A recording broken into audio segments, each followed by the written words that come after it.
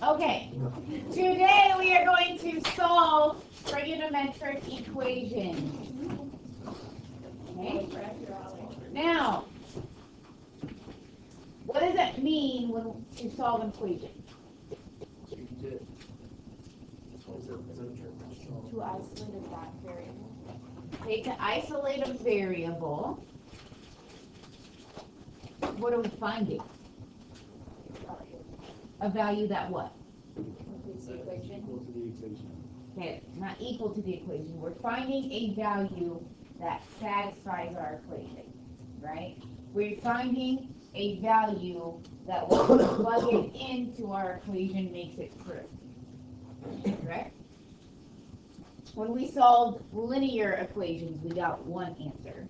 When we solved quadratic equations, we got two answers, right? When we solved polynomials, we had as many solutions as there were the degree, right? Today we are going to solve trigonometric equations, okay? Let's think about if we are going to solve the sine of x equals 1/2. Okay. I want to know, okay, if I'm solving an equation, we are looking for values that satisfy our equation, okay? So the sine of x equals 1/2. What angles would make the sine ratio 1/2?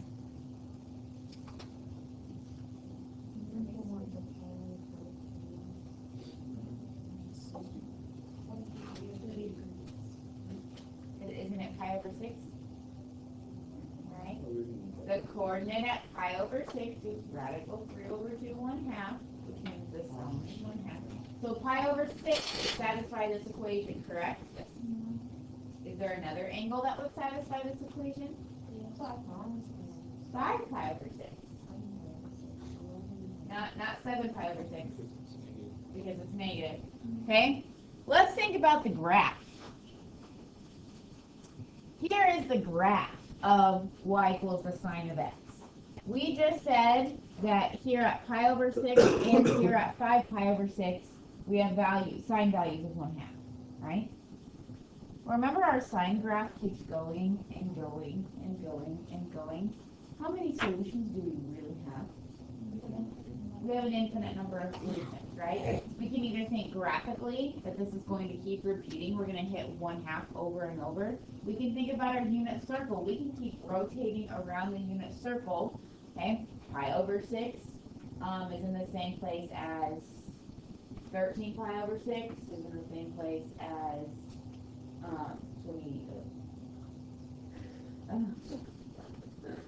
is in the same place as 25 pi over 6. Yes. 25 pi over 6. Okay? So, when we solve these equations, how many solutions are we getting? Okay, we're going to technically get an infinite number of solutions. Now, that's not what you're going to write. You're not going to write infinite number of solutions, okay? We're going to express our infinite number of solutions, okay? So, what I want you to think about, okay, is this solution right here, okay? It's in the same place as this solution right here, and that's in the same place as this solution right here. How far apart are all of those red solutions I just highlighted? How far apart? 2 pi. Why 2 pi? That is the period, right? Okay, so when we are writing the solutions to our trig equations, okay, we know that our solution is going to repeat in the next period. Okay, so when we write our solutions, we are going to write whatever the solution is that we think of on the unit circle plus the period times n. Okay, for example, our question was the sine of x equals 1/2. When I solve this, one of the solutions is pi over 6, and that's going to repeat every period. So I'm going to write 2 pi n. That way, I don't have to write pi over 6, and 13 pi over 6, and 25 pi over 6, and blah, blah, blah, blah, blah. Okay? This expresses all of those solutions. Okay? Also, we have the solution of 5 pi over 6, correct? So we would write 5 pi over 6 plus 2 pi n, because that's going to repeat over and over and over again. Okay. So real quick, let's think back to last chapter. The period of sine is 2 pi. What's the period of cosine?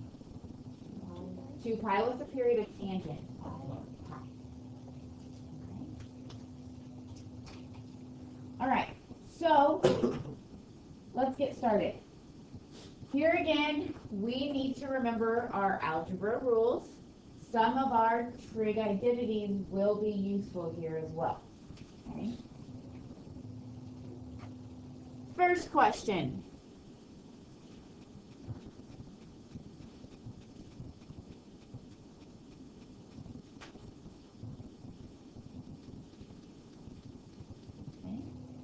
We want to solve for x. X is representing an angle.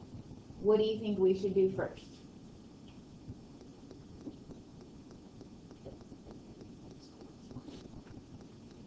Okay, well, I don't want you to think of isolating x right now. What I want you to think of is we're either going to isolate a trig function or going to factor our trig functions, okay? So what I see is we have a sine of x over here and a sine of x over here. Are those like terms?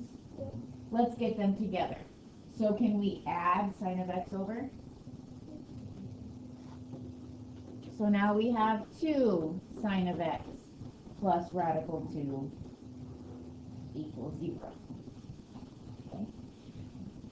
Now, we only have one trig function up here. Instead of isolating x, we want to isolate our trig function, and then we can think of the angles that are going to work. So, we can subtract radical 2, and then divide by 2, and we now have isolated the sine of x. Okay. Conveniently, we have the sine of x equals negative radical 2 over 2. That is a unit circle value, isn't it? Yeah. Okay, so let's just think of one rotation of the unit circle. From 0 to 2 pi, okay, how many times is the sine equal to negative radical 2 over 2? Twice. So we are going to write 2 different solutions. Where's the first time? Okay. Third quadrant, 5 pi over 4. So we're going to write x is 5 pi over 4 plus 2 pi n, because it's going to repeat every period. Okay. Where's the second time? Fourth quadrant, 7 pi over 4. And it's going to repeat every period.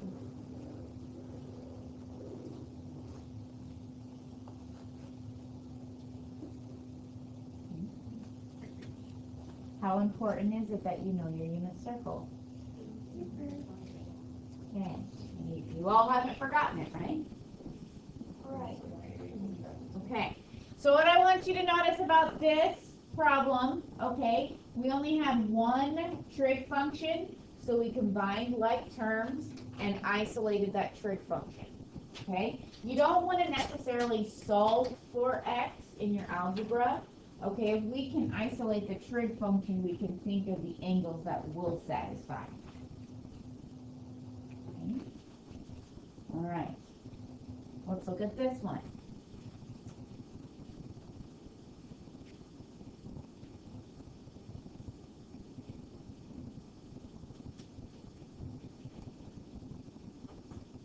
This one is tricky because we have 2 different trig functions here, don't we? Okay. if we had just one trig function, would it be easier? Yes. So is it possible for me to change one of those?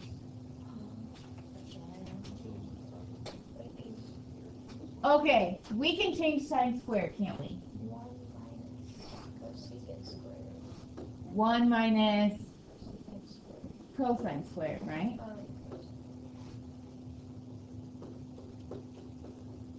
Okay.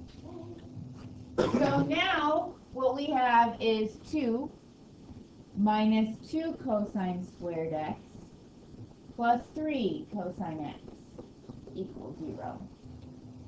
What kind of trig equation are we working with?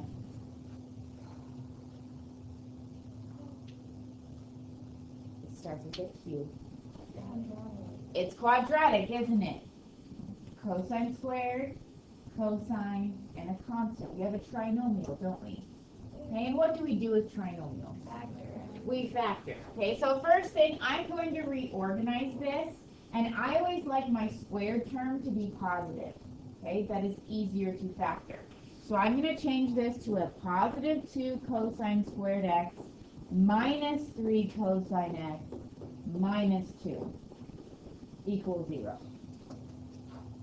Okay, is everyone okay with what I just did? I reorganized and multiplied by -1. Okay? Now, if you need to go off to the side and write this as 2a squared minus 3a minus 2 and factor it with letters instead of cosines, that is fine. Okay? What is this going to factor to? Okay, let's factor these a's over here. 2a squared minus 3a minus 2.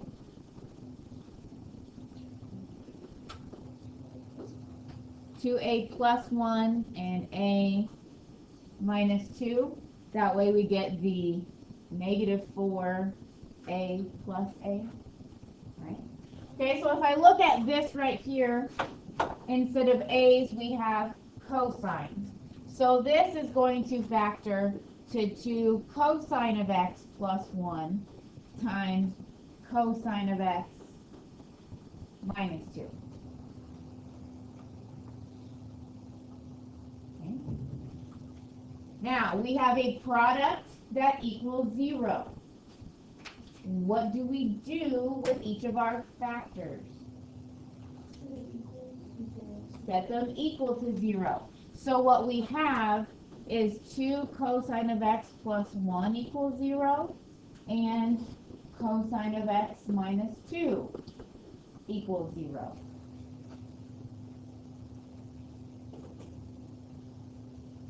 Okay, so now we have two equations we need to work with, right? Let's start with this one. Cosine of x equals -1/2.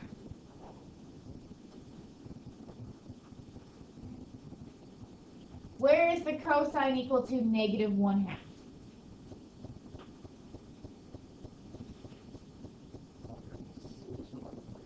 Okay. 2 pi over 3 and 4 pi over 3. Okay.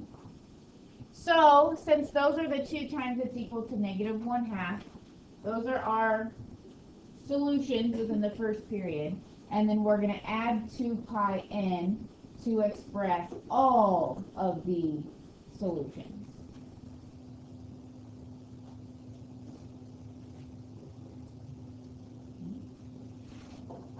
Now let's work with cosine of x minus 2 is 0. This means cosine of x equals 2. When is the cosine of x equal to 2?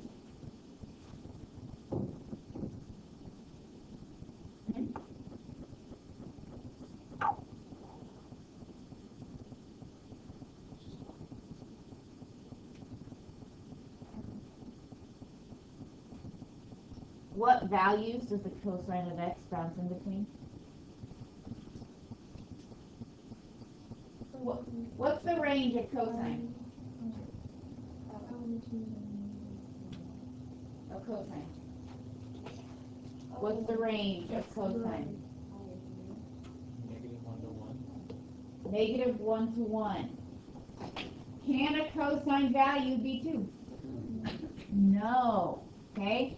This number over here has to be between -1 and 1 for cosine and sine, doesn't it? So cosine of x can't equal 2. That's not going to give us any solutions. Algebraically, okay, the cosine of x equals 2 would be a solution, but the cosine of x can't be 2, so we don't have a solution there. So we only have these two. Okay. So you're going to have to think a little bit, okay?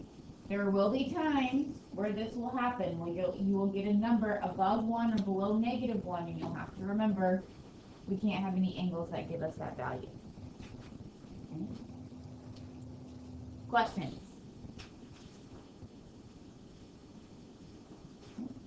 Well, let's look at another one.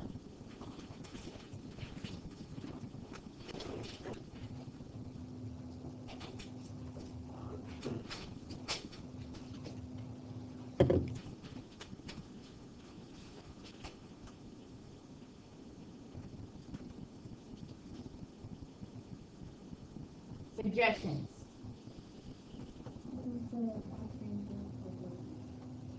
Move the cotangent over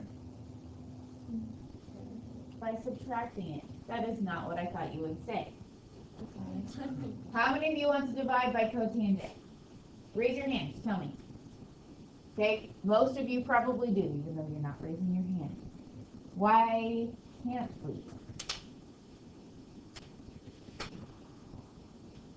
Were you ever allowed to divide by x when you were solving quadratics? No. Okay? We cannot divide by a trig function because it is possible that it is 0. Can the cotangent be 0? It's possible, right? Can we divide by 0? No. So since we don't know if the cotangent is 0, we cannot divide by it. Okay? Instead, like Jenna suggested, we need to subtract it over. You cannot divide by a trig function. Don't do it. Okay? So now we moved it to the other side. What do you notice?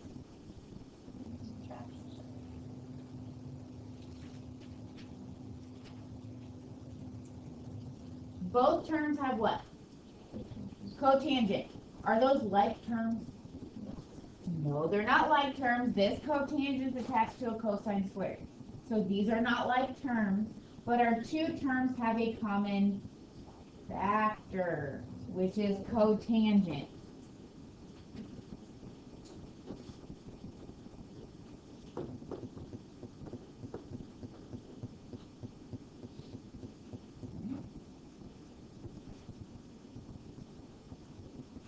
Okay.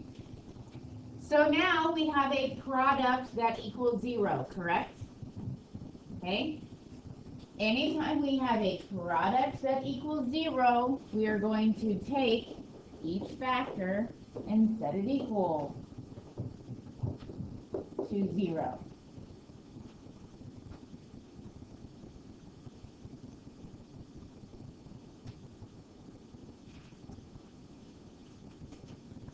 Okay. So first of all, when is the cotangent equal to 0?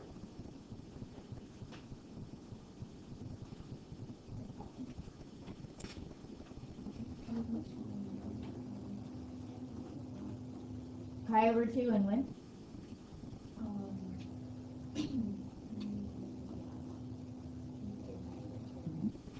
And what is the period of cotangent? It's pi. So we're going to add plus pi n. Okay. Now, what I want you to notice, how far apart are these two solutions? These are pi apart, aren't we? When I write pi over 2 plus pi n, Okay, if I add 1 pi, I get 3 pi over 2. If I add 2 pi, we get 5 pi over 2. So since I'm adding a period of pi in, and these are pi apart, I really only need this one solution because this is taken care of already in here.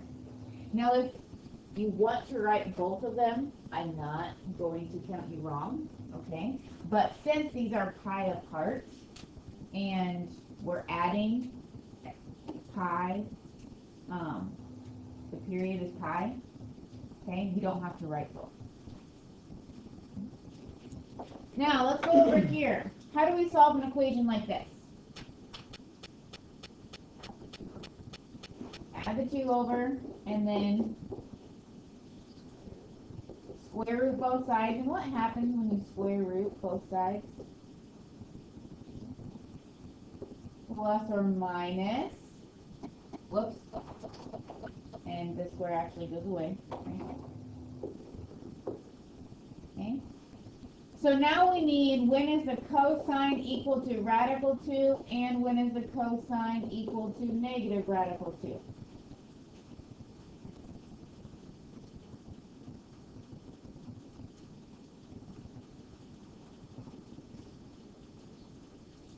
What's the value of radical 2?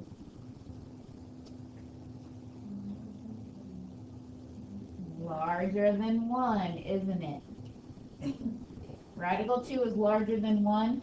Radical 2 is below negative 1. Those aren't going to give us solutions.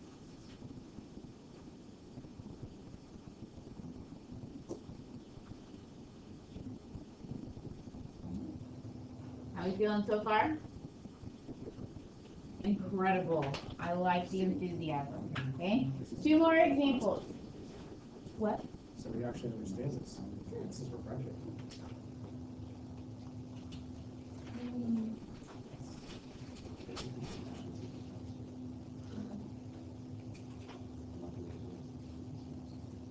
I would say that. Like more detail. Okay, secant squared x minus tangent x equals 1. Ideas. Can you subtract the one?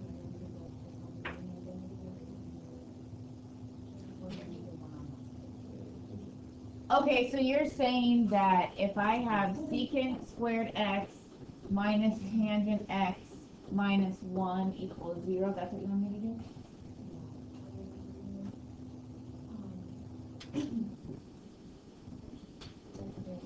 Well, okay, having secant and tangent in here isn't going to be very nice because we don't have a common factor to factor out. Now, if you, over here, we had 2 different trig functions in our equation, but we had a common factor we could factor out, and that was nice. Over here, our 3 terms do not have a common factor. So instead, we're going to need to change something. What should we change? Secant squared is the same as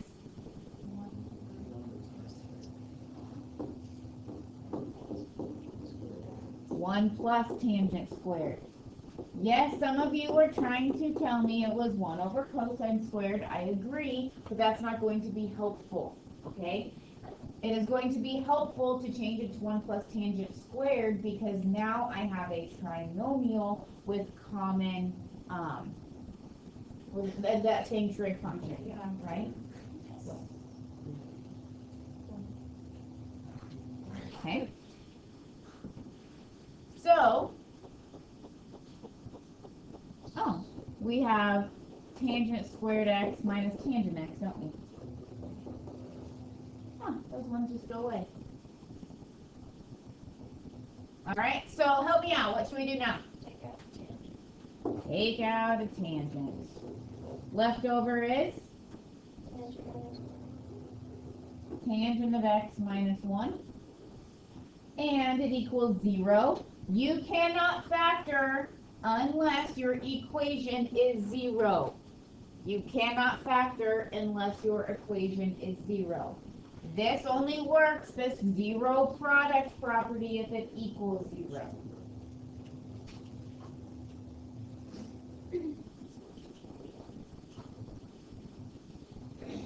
Chase, did you have a I question? was wondering where the negative one came Right here? Because our equation equals 1, so we moved it over. from.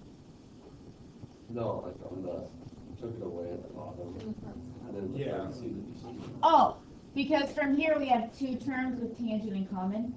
So we factored out a tangent, left over here is tangent, left over here is 1. Okay. So now we have, Yeah. It makes, okay. we got it. I just said I shouldn't be a teacher. Okay, so now we have these two factors equal to 0. When is the tangent equal to 0?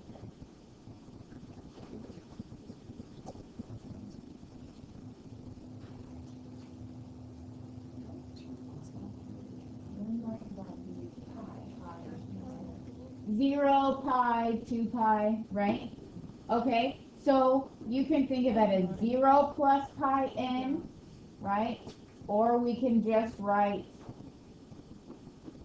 pi times n, right? If n is 0, we're at 0 pi. If n is 1, we're at 1 pi. If n is 2, we're at 2 pi, 3 pi, 4 pi, right? Okay. If you write pi plus pi n and 2 pi plus pi n, I will still accept those as answers, okay? They will still work. Now, over here, I want to know where the tangent of x equals a positive 1. Where does that happen? And then 3 pi. No. Oh, I didn't hear It'd be 5 pi over 4 and 4 pi and 1 pi over 4, right? First and third quadrant. The period of tangent is pi, so we're going to add plus pi n. Now, since our solutions are pi apart and our period is pi, we only need one of them, but if you write both of them, that is fine.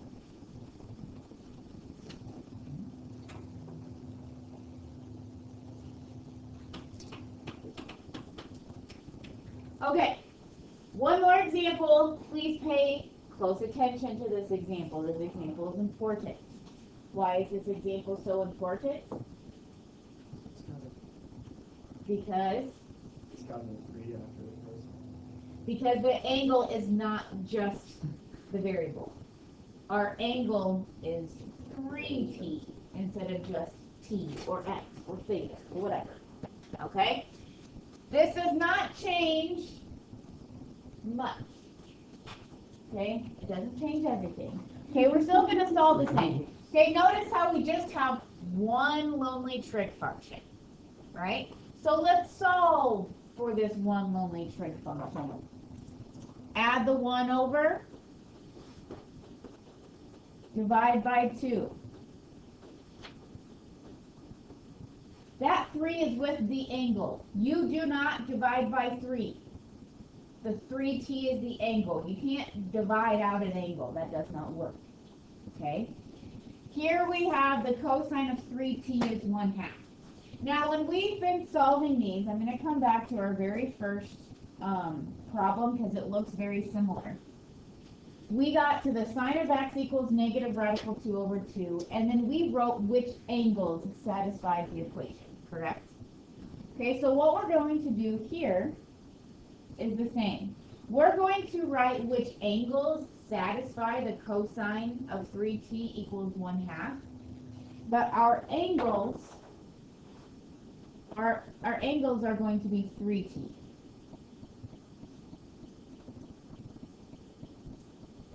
Okay. What angles is the cosine ratio 1/2?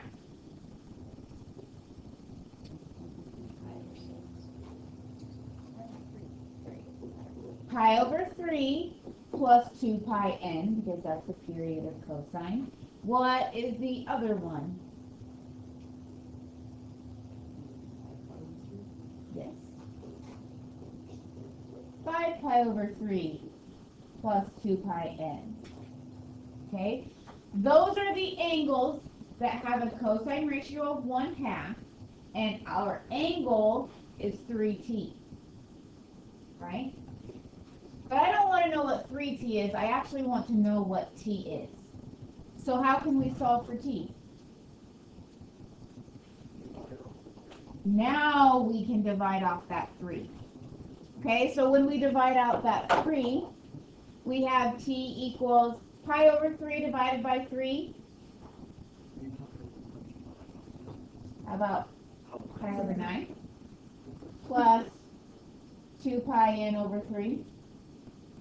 And then when we divide the second one, we get 5 pi over 9 plus 2 pi n over 3. And these are the solutions that I want.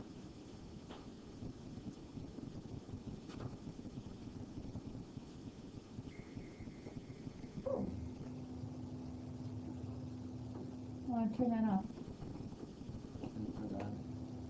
Okay, so if your angle has a coefficient, okay, make sure you solve for what angle satisfied, and then you can divide out the coefficient very last.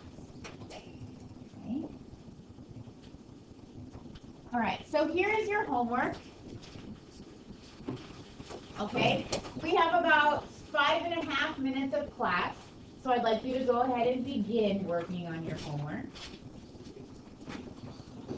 Make sure you are checking your answers with the back of the book. If you don't understand what you are doing wrong, make sure to make note of that so you can ask a question.